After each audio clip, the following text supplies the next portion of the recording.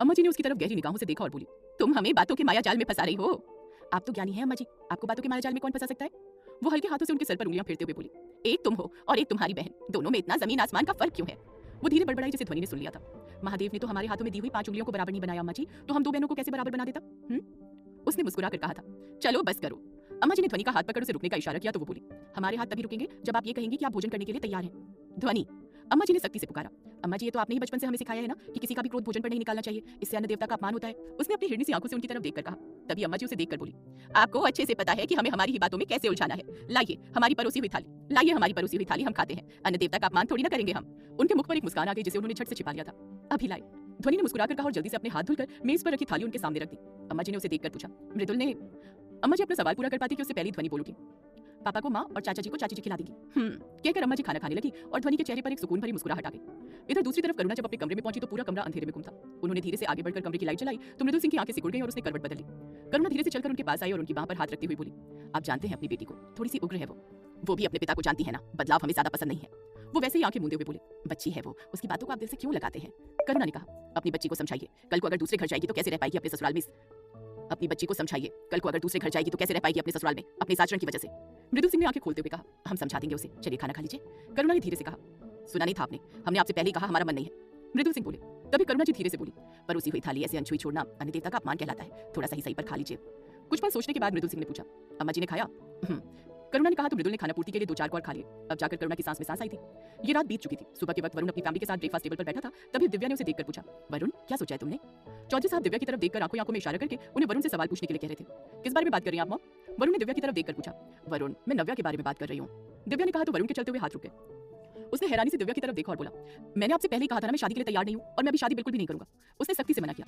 तो क्या तुम जिंदगी भर अपनी उस एक्स गर्लफ्रेंड को याद करते रहोगे? चौधरी साहब ने गुस्से से उसे घूरते हुए पूछा, ये मेरी जिंदगी है डैड, इसके कुछ फैसले तो मैं भी ले सकता हूँ ना? वरुण ने नजरें चुराते हुए कहा, और हम तुम्हारे मॉम डैड हैं वरुण, कुछ फैसले तुम्हें हमारी मर्जी से भी लेने पड़ेंगे। वो धीमे मगर कठोर लहजे में बोले, डैड प्लीज आप बात समझने की कोशिश कीजिए। वरुण ने लाचारी से कहा, तुम समझो वरुण। उन्होंने कटाक्ष किया, मैं आपको कैसे समझाऊं डैड, मेरा इन रिश्तों पर से विश्वास उठ चुका है। जब वो 10 साल से मुझे जानने के बाद मुझे छोड़कर चली गई तो वो कल की आई लड़की मेरा क्या साथ देगी? मैं अभी किसी भी रिलेशनशिप के लिए तैयार नहीं हूं डैड, प्लीज। उसका मुंह अजीब सा हो गया था।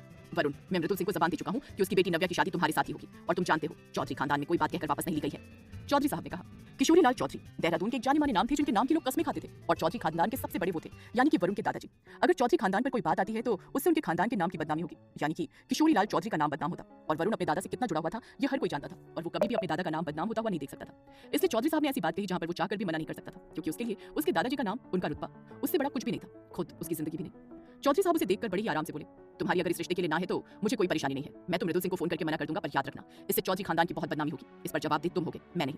डैड आप ऐसा नहीं कर सकते हैं। वरुण ने लाचारी से उनकी तरफ देखकर पूछा तो वो अपनी जगह से उठते हुए बोले, मैं ऐसा कर चुका हूँ, अब आगे तुम्हारी मर्जी। ये कहकर उन्होंने दिव्या की तरफ देखा और बोले, मैं अपने कमरे में जा रहा हूँ। कहकर वो तेजी से अपने कमरे की तरफ बढ़ गए और वरुण अफसोस से सर हिलाता रह गया। तभी दिव्या ने उसे समझाने की कोशिश करते हुए कहा, वरुण तुम्हारी डैड ने अगर कोई फैसला लिया है तो तुम्हारे भले के लिए लिया होगा। नव्या अच्छी लड़की है और मुझे पूरी उम्मीद है कि वो तुम्हारी अच्छी जीवन साथी बनकर दिखाएगी। बेटा एक धोखे का मतलब ये नहीं होता कि हमें जिंदगी भर धोखे मिलते रहेंगे। जो बीत गया उसे भूल जाओ और एक नई शुरुआत करो। वरुण बहुत ज्यादा मायूस हो चुका था। दिव्या की बात सुनकर उसने धीरे से कहा, मॉम आप भी। वरुण ने बेचारगी से उनकी तरफ देखा तो वो उसके कंधे पर हाथ रखते हुए बोली, तुम्हें पता है तुम्हारे डैड ने उन्हीं लोगों को क्यों चुना? वरुण ने नामे से हिलाया तो दिव्या अपनी बात जारी रखते हुए बोली, देखा था ना कल कैसा परिवार है उनका, बड़े रीति रिवाज वाले पुराने ख्यालात वाले हैं। ऐसे ही घर के लोग रिश्तों का सम्मान करना जानते हैं वरुण, तभी तो तुम्हारे डैड ने उस घर की लड़की पसंद की है जो रिश्ते की कीमत समझे, उसका मोल समझे। और मुझे पूरी उम्मीद है कि नव्या अपने और तुम्हारे रिश्ते का मोल समझेगी, तुम्हें समझेगी और तुम्हें एक बेहतर जीवन साथी बनकर दिखाएगी। वरुण ने कुछ नहीं कहा, सिर्फ अपनी प्लेट में चम्मच घुमाता रहा। वरुण हमें कोई जल्दी नहीं है, आज शाम तक का वक्त है तुम्हारे पास, तुम सोचो समझो फिर जवाब दो। और ये रिश्ता तुम्हारे ऊपर थोपा नहीं जा रहा है, तुम्हारी मर्जी हो तभी हाँ करना वरना मत करना बेटा। पर ये बात याद रखना कि हम तुम्हारे माँ बाप हैं, तुम्हारा अच्छा ही चाहते हैं। दिव्या ने उसके सर पर हाथ फेरते हुए कहा और उठकर वहां से चली गई। पीछे रह गया तो अपनी उलझन में उलझा हुआ वरुण जो किसी सोच में डूब चुका था। थोड़ी देर बाद वरुण ने अपना सर झटका और ऑफिस के लिए निकल गया। वरुण ने जैसे ही ऑफिस के अंदर कदम रखा कि पूरे ऑफिस में सनसनी सी दौड़ गई। सब फटाफट काम में लग गए। Good morning sir. वरुण जैसे जैसे बढ़ता जा रहा था वैसे वैसे लोगों से गुड मॉर्निंग विश करते जा रहे थे, जिसके जवाब में वो सिर्फ कह रहा था। ये सर के माथे की रेखा कुछ गलत होने का इशारा कर रही है। वरुण के माथे पर तनी रेखाओं को देखकर सूरज मनी मन बोला। तभी वरुण सूरज के डेस्क के पास आकर बोला, मिस्टर पटेल की फाइल लेकर मेरे केबिन में आओ। इतना सुनते ही सूरज के मुंह से निकला, गए बच्चों। वहीं दूसरी तरफ मृदुल सिंह के घर में भी माहौल कुछ ठीक नहीं था। नव्या अपना सामान पैक कर रही थी। ये देखकर करुणा ने प्यार से पूछा, ये क्या कर रही हो नव्या, तुमने तो कहा था 2 दिन रुकोगी। ये सुनते ही वो झटके से उनकी तरफ मुड़कर बोली, मैं नहीं चाहती मां कि मेरी वजह से इस घर में और परेशानी हो, इसलिए वापस जा रही हूं। वैसे भी कल से मेरे प्रैक्टिकल है तो उसकी तैयारी करनी है जाकर। अपने पापा को बताया तुमने? करुणा ने पूछा। चाचू को बता दिया मैंने, वो खुद जाकर उनसे बात कर लेंगे क्योंकि मैं अगर उनके सामने गई तो फिर कुछ ना कुछ कह दूंगी और फिर आपके पति गुस्सा हो जाएंगे। नव्या अपना काम जारी रखते हुए बोली, ये कैसे बात कर रही हो नव्या, पापा है वो तुम्हारे। करुणा ने कहा, रहने दीजिए मां, अगर वो हमारे पापा होते ना तो हमारा साथ देते ना कि हमारे पैरों में बेड़ियां डालकर हमें इस घर से निकालना चाहते। खैर मेरे पास अभी बहस का वक्त नहीं है, मुझे निकलना है, मेरी ट्रेन है।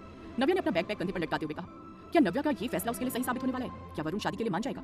क्या इस बार फिर से उसे मिलेगा प्यार में धोखा? जानने के लिए सुनिए इस कहानी का अगला भाग सिर्फ प्रतिलिपि FM पर। मैं अपनी माँ को देखकर बोली, चाचू को बता दिया मैंने, वो खुद जाकर उनसे बात कर लेंगे, क्योंकि मैं अगर उनके सामने गई तो फिर मैं कुछ ना कुछ कह दूंगी और फिर आपके पति गुस्सा हो जाएंगे। ये कैसी बात कर रही हो नव्या, पापा है वो तुम्हारे। करुणा ने कहा, रहने दीजिए माँ, अगर वो हमारे पापा होते ना तो हमारा साथ देते, ना कि हमारे पैरों में बेड़ियां डालकर हमें इस घर से निकालना चाहते। खैर मेरे पास अभी बहस का वक्त नहीं है, मुझे निकलना है, मेरी ट्रेन है। नव्या ने अपना बैकपैक कंधे पर लटकाते हुए कहा, अच्छा ठीक है, तुम जा रही हो, पर इस तरीके से इतनी नाराज होकर घर से मत जाओ, घर से हमेशा हंसते मुस्कुराते हुए जाते हैं। करुणा ने कहा। तभी नव्या बोली, ये घर होता ना माँ तो बेशक मुस्कुराते हुए जाती, पर ये घर नहीं, कैद खाना है जहाँ इंसान अपनी मर्जी से नहीं सिर्फ उस हिटलर की मर्जी से चलते हैं। उसका इशारा मृदुल सिंह की तरफ था। नव्या, ये किस लहजे में बात कर रही हो तुम? उन्होंने उसे डांटते हुए कहा तो नव्या कमरे से निकलती हुई बोली, छोड़िए माँ, इस घर में तो सबको मेरी बातें गलत लगती हैं। नव्या हॉल की तरफ आई जहाँ बाकी का परिवार पहले से ही बैठा हुआ था। उसने तेज प्रताप सिंह की तरफ देखकर कहा, चले चाचू। नव्या, ये लो तुम्हारे लिए कुछ सूखा नाश्ता। आस्था ने उसके हाथों में 2 डब्बे थमाते हुए कहा। तभी नव्या मुस्कुरा दी। अम्मा जी ने मुंह बनाकर कहा, अच्छा है जो जा रही हो, जब जब घर में आती हो घर का माहौल खराब कर देती हो। जा रही हूं अम्मा जी, आपके घर का माहौल और ज्यादा खराब नहीं करूंगी। नव्या ने ताना मारते हुए कहा तो अम्मा जी ने मुंह फेर लिया। जा रही हो पापा। नव्या ने धीरे से मृदुल सिंह के पास आकर कहा तो वो कठोरता से बोले, जाइए, पर इस बार वापस आइएगा तो हमेशा के लिए। ये साल आपका आखिरी साल है, इसके बाद आके आपको जो भी पढ़ाई करनी है आप घर में रहकर ही करेंगी। मृदुल सिंह ने अपना फैसला सुनाते हुए कहा तो नव्या की आंखें हैरानी से चौड़ी हो गई और वो उसकी तरफ देखकर बोली, पापा मैं आगे की पढ़ाई भी दिल्ली से रहकर करना चाहती हूँ। उन्होंने कहा, दिल्ली में रहकर आप बात करने का तरीका ही भूल गई हैं, बड़ों का सम्मान करना भूल गई हैं, और हम नहीं चाहते कि कल को आप दूसरे घर जाए तो हमारे संस्कारों का मजाक बनवाएं आप। इसलिए बेहतर होगा घर में रहकर कुछ तरीके सीखें। पापा आप। नव्या ने कुछ कहना चाहा लेकिन मृदुल सिंह उसे हाथ दिखाकर बोले, जाते वक्त घर से उदास होकर नहीं जाते, तेज छोड़ कर आइए नहीं। जी भाई साहब। तेज प्रताप सिंह ने आज्ञाकारी शिष्य की तरह कहा और नव्या की तरफ देखकर बोले, चले। नव्या ने धीरे से कहा और तेज प्रताप सिंह के पीछे पीछे चल दी। नव्या दिल्ली के लिए निकल चुकी थी। अगले दिन मृदुल सिंह अपने कमरे में बैठे थे, तभी मृदुल सिंह का फोन बजा। वो फोन उठाकर बात करने लगे। थोड़ी देर बाद उन्होंने फोन रखा और करुणा को देखकर बोले, लीजिए खुशखबरी आ गई। इस वक्त उनके चेहरे की मुस्कुराहट देखते ही बन रही थी। मृदुल सिंह को इतना मुस्कुराता हुआ देखकर करुणा के चेहरे पर भी अपने आप ही मुस्कान खिल गई और उसने पूछा, क्या खुशखबरी आई है जी? चौधरी साहब का फोन था, उन्होंने इस रिश्ते के लिए हाँ कह दिया है। उन्होंने मुस्कुराकर कहा। करुणा ने पूछा, सच? करुणा को उसकी बातों पर विश्वास ही नहीं हुआ था मानो। जी बिल्कुल सच। उन्होंने कहा अगर वो नव्या को अपने घर की बहू बनाते हैं तो ये उनका सौभाग्य है। आज हम बहुत खुश हैं। मृदुल सिंह ने मुस्कुराकर कहा तो करुणा जल्दी से उठते हुए बोली, मैं अभी आपका मुंह मीठा करवाती हूँ।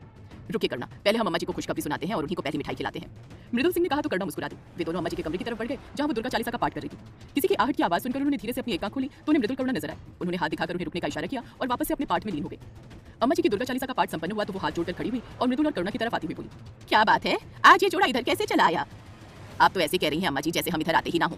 मृदुल सिंह ने शिकायती ढंग में पूछा। अम्मा जी मुस्कुरा दी और बोली, आप इतने व्यस्त रहते हैं कि आपके पास वक्त ही नहीं होता है अपनी अम्मा के लिए। उन्होंने मीठी डांट लगाई। मृदुल सिंह थके हुए लहजे में बोले, क्या करें अम्मा जी, ईश्वर ने हमें बेटा ही नहीं दिया जिसके कंधों पर जिम्मेदारी सौंपकर खुद चिंता मुक्त हो सकते। अब तो लगता है जब तक मयंक बड़े नहीं हो जाते तब तक हमें ही ये काम करना होगा। उनके लहजे में एक दुख था जिसे महसूस कर करुणा का मन अजीब सा हो गया।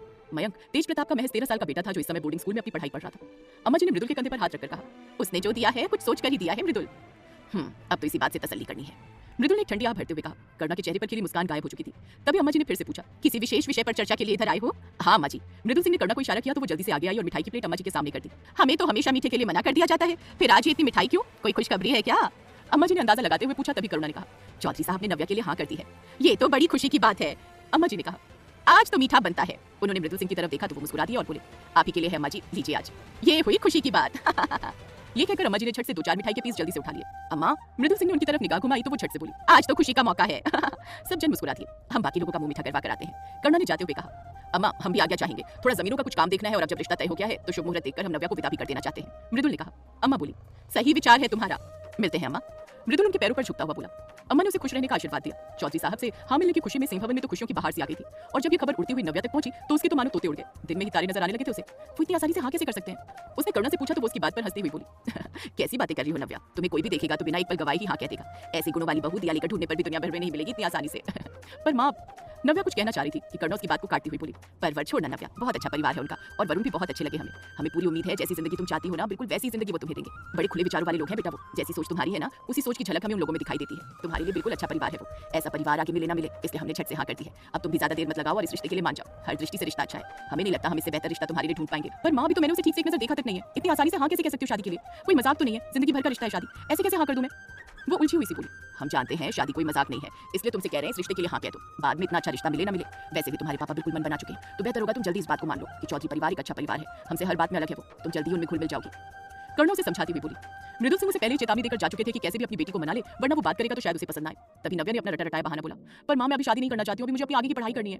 तभी करुणा जी ने कहा, कल शाम को दिव्या जी का फोन आया था हमारे पास, उनसे हमने तुम्हारी पढ़ाई वाली बात की थी बेटा। उन्हें कोई दिक्कत नहीं अगर तुम शादी के बाद भी अपनी पढ़ाई जारी रखती हो तो, बल्कि उन्हें तो खुशी होगी। वो तो कह भी रही थी कि कब तक वरुण अकेला काम संभालेगा, हमें तो एक ऐसी बहू चाहिए जो हमारे वरुण का जीवन के साथ काम में भी हाथ बटाए। नव्या ने गहरी सांस लेकर कहा, माँ मैं ये शादी नहीं कर सकती हूँ। नव्या का फैसला सुनकर करुणा का रिएक्शन कैसा होगा और जब ये बात मृदुल सिंह को पता चलेगी तब कौन सा तूफान आएगा? क्या नव्या विशाल के साथ शादी कर पाएगी या फिर उसकी शादी वरुण से हो जाएगी? जानने के लिए सुनिए इस कहानी का अगला भाग सिर्फ प्रतिलिपि एफएम पर।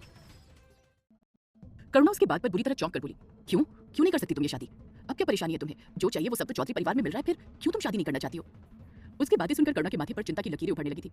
माँ मैं किसी और से प्यार करती हूँ। नव्या ने गहरी सांस लेकर सच बता दिया। आखिर कब तक वो अपनी माँ से झूठ बोलती। ये सुनकर करुणा हैरानी से बोली, क्या बोला तुमने? हमें लगता है हमने कुछ गलत सुन लिया है। वो हंसी और फिर पूछा, क्या कह रही थी, एक बार फिर से बोलो। करुणा ने मुस्कुराकर पूछा तो नव्या अपनी बात एक बार फिर से दोहराती हुई बोली, माँ मैं किसी और से प्यार करती हूँ, इसलिए मैं ये शादी नहीं कर सकती। दिमाग खराब हो गया है तुम्हारा, पता है तुम क्या कह रही हो? करुणा ने गुस्से से अपनी आवाज दबाते हुए कहा और आसपास देखा। जब कोई नजर नहीं आया तो तेजी से अपने कमरे की तरफ बढ़ गई। मुझे पता है मैं क्या कह रही हूँ माँ, मैं ये बात आपको पहले बताना चाहती थी पर सही मौका नहीं मिला, पर अब लगता है अगर आपको अभी नहीं बताया तो कुछ गलत हो जाएगा। नव्या गहरी सांस लेकर बोली, दिमाग खराब हो गया है नव्या तुम्हारा, तुम जानती हो ना अगर ये बकवास तुम्हारे पापा के कानों तक गई तो जिंदा दफन कर देंगे तुम्हें। करुणा खौफ से कांपते हुए बोली। अचानक अतीत की एक धुंधली तस्वीर उसके दिमाग में उभर आई थी। नव्या फिर से बोली, इसीलिए तो आपसे बता रही हूँ माँ, विशाली बहुत अच्छा लड़का है, बहुत प्यार करता है मुझसे और घर परिवार भी उसका अच्छा है। दिमाग चल गया है तुम्हारा नव्या, जिस घर में अपनी पसंद के कपड़े पहनने की आजादी नहीं है वहाँ तुम अपनी पसंद के घर में शादी करोगी? तुम्हें लगता है तुम्हारे पापा ये होने देंगे? करुणा गुस्से में बोली। नव्या रोते हुए बोली, मैं विशाल से बहुत प्यार करती हूँ। करुणा जी भी उसी तरह बोली, और हम तुम्हारे पापा से बहुत प्यार करते हैं, तुम्हारी वजह से उनकी समाज में बदनामी हो, उनका सर झुके हम बिल्कुल बर्दाश्त नहीं करेंगे। उन्होंने चौधरी साहब को जुबान दी है कि हमारे घर की बेटी उनके घर जाएगी तो जाएगी। नव्या गुस्से में बोली, आप अपने पति की इज्जत के लिए अपनी बेटी की खुशियों की बलि चढ़ा देंगी माँ। नव्या का गला भराया था। करुणा जी सख्ती से बोली, नव्या अब हमें तुमसे कोई बहस नहीं करनी है, जितना तुम्हें समझा रहे हैं उतना समझो और अभी थोड़ी देर बाद तुम्हारे पापा का फोन आएगा तुम्हारे पास। उनके सामने ये सब बकवास नहीं करना क्योंकि तुम जानती हो अगर तुमने ये सब उनके सामने बोला तो तुम्हें आखिरी साल के इम्तिहान भी नहीं देने देंगे, सीधा यहाँ बुला लेंगे। तुम जानती हो तुम्हारी बेहतरी किसमें है। इतना कहकर उन्होंने बिना नव्या के जवाब का इंतजार किए फोन रख दिया। नव्या फोन हाथ में पकड़कर वहीं बैठी बैठी रोने लगी। अपने दोस्तों से फ्री होकर नव्या को ढूंढते हुए विशाल क्लासरूम के अंदर आया तो उसे अकेले डेस्क पर सिर झुकाए देखा तो उसके कंधे पर हाथ रखता हुआ बोला, अरे मैं तुम्हें कहाँ ढूंढ रहा था और तुम यहाँ चुप कर बैठी हो। विशाल उसके बगल में बैठ गया और धीरे से उसका चेहरा अपनी तरफ घुमाया। नव्या का आंसुओं से भीगा चेहरा देखकर उसकी आंखें चौड़ी हो गई। वो तुरंत उसे अपनी बाहों में समेटते हुए बोला, क्या हो गया मेरी जान, सब ठीक तो है ना? नव्या कुछ नहीं कह सकी, बस उसकी टी शर्ट को कसकर पकड़ लिया और सिसक कर रोने लगी। विशाल ने उसे अपनी बाहों में और कसकर खींच लिया। उसके बालों को सहलाते हुए बोला, शांत हो जाओ पगली, पहले रोना तो बंद करो। तुम्हें रोता देखना मेरी सबसे बड़ी सजा है। तुम्हारे आंसू मेरे सीने में आग लगा देते हैं। वो उसके चेहरे को अपनी हथेलियों में भरकर उसके आंसू अंगूठे से पोंछने लगा, फिर उसके माथे पर एक धीमा प्यार भरा किस करता है, मानो उसकी तकलीफ को अपने होठों से चुरा लेना चाहता हो। अब बताओ ना हुआ क्या है? विशाल ने उसकी आंखों में झांकते हुए पूछा। नव्या की आवाज टूटी हुई थी, विशाल उस लड़के ने शादी के लिए हाँ कह दी है और पापा पहले से तैयार बैठे थे। मम्मी का फोन आया था, उन्होंने बताया कि पापा ने 1 महीने बाद की शादी की तारीख निकाल दी है। मुझे बहुत डर लग रहा है, अब क्या होगा? विशाल ने कुछ देर उसकी बात को गंभीरता से सुना, फिर शांत स्वर में कहा, बस इतनी सी बात, अभी सिर्फ हाँ ही तो कही है, शादी थोड़ी ना हो गई। हाँ तुम तो यही कहते रहोगे। नव्या ने उसे गुस्से में धक्का दिया, और कल जब मेरी उससे शादी हो जाएगी ना तब कहोगे, अरे शादी तो हुई है। उसके सीने पर गुस्से से हल्के हाथों से मारते हुए बोली, तुम्हें फर्क ही नहीं पड़ता विशाल। विशाल ने जल्दी से उसके दोनों हाथ पकड़ लिए और मुस्कुराते हुए कहा, अरे मेरी जान बस करो अब, मारूंगी क्या सच में? मैं तो तुम्हारा मूड ठीक करने के लिए बोल रहा था। और सुनो, मैं तुम्हें किसी और का होते हुए देख लूंगा क्या? कभी नहीं। उसने नव्या को और करीब खींच लिया। उनके चेहरों के बीच अब कुछ इंच का फासला भी नहीं था। उसकी सांसें नव्या की पलकों को छू रही थी। उसने गहरी नजरों से उसकी आंखों में देखा और धीरे से कहा, जरूरत पड़ी तो मैं तुम्हें मंडप से उठा ले जाऊंगा, पर तुम्हें किसी और का नहीं होने दूंगा। नव्या की आंखों में अब आंसुओं के साथ डर भी था। वो धीमे स्वर में बोली, अगर तुम्हारा यही ढीला रवैया रहा ना विशाल, तो मेरी शादी किसी और से हो जाएगी। विशाल ने उसकी ठोड़ी उठाई, अपनी नजरों से उसकी आंखों में उतरते हुए कहा, मेरे जीते जी तुम्हारी शादी किसी और से नहीं हो सकती। और क्या करोगे? नव्या ने मासूमियत से पूछा। भगा ले जाऊंगा। विशाल ने मुस्कुराकर कहा, मैं तुम्हारे साथ कभी नहीं भागूंगी विशाल। नव्या झट से पीछे हटते हुए बोली, मैं चाहती हूँ कि तुम मुझे पूरे सम्मान से मेरे घर से मेरी मर्जी से लेकर जाओ, चुपचाप चुरा कर नहीं। विशाल अब और पास आया, फिर उसे दोबारा अपनी बाहों में भर लिया, उसके माथे को फिर से चूमा और बोला, तुम्हारी इसी बात पर तो जान लुटा दूं मैं, जो सोचती हो वही बोलती हूँ। मैं तुम्हें चुरा कर नहीं ले जाऊंगा मेरी जान, मैं तुम्हें तुम्हारे उस खड़ूस पापा के सामने से लेकर जाऊंगा, वो भी तुम्हारी मांग में सिंदूर भरकर। नव्या डरते हुए बोली, तुम मेरे पापा को नहीं जानते हो विशाल, बहुत सख्त है वो। विशाल अब उसकी पीठ पर हाथ फिराते हुए बोला, और तुम मेरी पावर नहीं जानती मेरी रानी, मैं कोई मौका नहीं छोड़ूंगा, बस तुम मेरा साथ दो। उसने नव्या को खुद से अलग किया, फिर मुस्कुराते हुए उसकी नाक खींचते हुए बोला, चलो अब ये सब बातें बाद में करेंगे, क्लास का टाइम हो गया, पहले तो तुम्हें तुम्हारी फेवरेट आइसक्रीम खिलाता हूँ, फिर सोचेंगे कि उस राजा बाबू का क्या करना है। नव्या ने उसकी ओर देखा, उसकी आंखों में अभी नमी थी लेकिन होठों पर एक हल्की मुस्कान लौट आई थी। विशाल की उटपटांग हरकतों और उसकी सच्चे प्यार से भरी बातों ने आखिरकार नव्या के चेहरे पर खुशी लौटा दी। वहीं दूसरी तरफ ध्वनि ने अपनी मां को देखकर पूछा, क्या हुआ मां, कब से आपको देख रहे हैं, बहुत परेशान लग रही हैं, कोई बात है क्या? ध्वनि जो ना जाने कब से करुणा को देख रही थी आखिरकार उसने पूछ लिया था, नहीं हम तो परेशान नहीं हैं, बल्कि हम तो खुश हैं नव्या के लिए। वो झूठी हंसी हंसने की कोशिश करती हुई बोली, आपके मुख पर प्रसन्नता कम परेशानी ज्यादा नजर आ रही है। ध्वनि ने कहा, नहीं नहीं ऐसी तो कोई बात नहीं है, हम तो बस नव्या की वजह से थोड़े से दुखी हैं, वो चली जाएगी ना ससुराल तो बस यही बात सोचकर मन भर आया। तभी ध्वनि ने कहा, ईश्वर करे जैसा आप कह रही हैं वैसा ही हो। वहीं दूसरी तरफ अतुल और सूरज कैंटीन में बैठे हुए थे और उनके बीच में एक हॉट टॉपिक को लेकर डिस्कशन चल रहा था। दोनों ही वरुण की शादी को लेकर बात कर रहे थे क्योंकि ये न्यूज़ बहुत ज्यादा शॉकिंग थी। अतुल ने जासूसों की तरह सूरज को देखकर कहा, मुझे तो भाई का समझ नहीं आ रहा है, अभी तक तो लड़कियों के नाम से दूर भागते थे और अब शादी के लिए राजी हो गए, वो भी उस देहाती के लिए। और अगर ये सब बातें छोड़ भी दे तो वो इस 1 महीने बाद की तारीख पर शादी के लिए क्यों राजी हो गए भला? उन्हें नहीं लगता कि वो लोग बड़ी जल्दी कर रहे हैं, कहीं कुछ गड़बड़ में दाल तो नहीं है? उसकी इस बात पर सूरज उसे घूरते हुए बोला, गड़बड़ में दाल नहीं, दाल में कुछ गड़बड़ कहते हैं। अरे वही यार, तुम समझ गए ना, तुम भी ना जाने कौन सी बात निकालते हो, बातें समझ आनी चाहिए। खैर छोड़ो ये सब और ये बताओ ना कि भाई शादी के लिए राजी कैसे हो गए? कहीं कोई बिजनेस डील तो शामिल नहीं है इस शादी में? अक्सर ऐसा होता है, देखा नहीं तुमने फिल्मों में, लड़की का बाप शादी करने के बदले में हीरो की करोड़ों की जायदाद बहुत बड़ा बिजनेस ऑफर करता है। ऐसा कुछ तो नहीं किया उस देहाती बाप ने?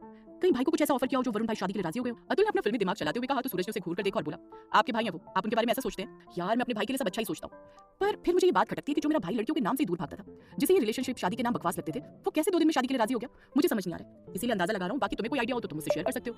कहकर अतुल ने अपनी भौहें सिकोड़ ली। सूरज उसे अजीब तरीके से देखते हुए बोला, वरुण सर बहुत समझदार है, जो फैसला करते हैं सोच समझ कर ही करते हैं, अगर उन्होंने शादी के लिए हाँ कहा है तो कोई वैलिड रीजन ही होगा। सूरज ने एक-एक शब्द पर जोर देकर कहा तो अतुल का मुंह बन गया और वो धीरे से अंदर ही अंदर बोला, भाई के बारे में इसके मुंह से थोड़ी ना कुछ निकलेगा और मेरे सामने तो ये अपना मुंह कभी नहीं खोलेगा। कुछ कहा क्या सर आपने? सूरज ने उसकी तरफ देखकर पूछा तो वो जल्दी से सिर ना में हिलाता हुआ बोला, हाँ मैं ये कह रहा था कि आजकल बहुत मेहनत कर रहे हो तुम, ऐसा क्यों नहीं करते कुछ दिनों की छुट्टियां ले लो और कहीं घूम कर आओ। सर आप तो जानते हैं कि 1 महीने बाद सर की शादी है, काफी सारी तैयारियां करनी है और भी बहुत सारे काम भी होते हैं, इसलिए फिलहाल मैं कोई छुट्टी नहीं ले सकता। सूरज आराम से बोला, हर वक्त काम क्या करते रहते हो, कभी 2 पल अपनी बीवी के साथ भी बैठा करो, तुम्हें उसके साथ भी थोड़ा सा टाइम स्पेंड करना चाहिए, ना कि बस अपने सर की पूंछ बनकर घूमना चाहिए।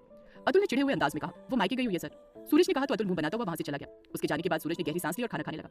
थोड़ी देर बाद वरुण का बुलावा आया तो वो वरुण के केबिन की तरफ बढ़ गया, जहां वो होठों में सिगरेट दबाए फाइलों के पन्ने पलट रहा था। सर ये रही मिस्टर नेगी की फाइल, आप एक बार देख लीजिए। वो फाइल वरुण की टेबल पर रखता हुआ बोला, तुमने देख लिया तो आगे फॉरवर्ड कर दो। वरुण ने कहा, जी सर। सूरज ने कहा, पर जब काफी देर तक वो वहां से बाहर नहीं गया तो वरुण ने उसकी तरफ देखकर पूछा, और भी कुछ कहना है? कुछ पूछना था सर, उसने डरते डरते कहा। क्या पूछना चाहता था सूरज वरुण से? क्या उसके दिमाग में अतुल की बातों का कुछ असर हुआ था? क्या सच में वरुण को शादी के लिए दिया गया था कोई बहुत बड़ा लालच? जानने के लिए सुनिए इस कहानी का अगला भाग सिर्फ प्रतिलिपि FM पर।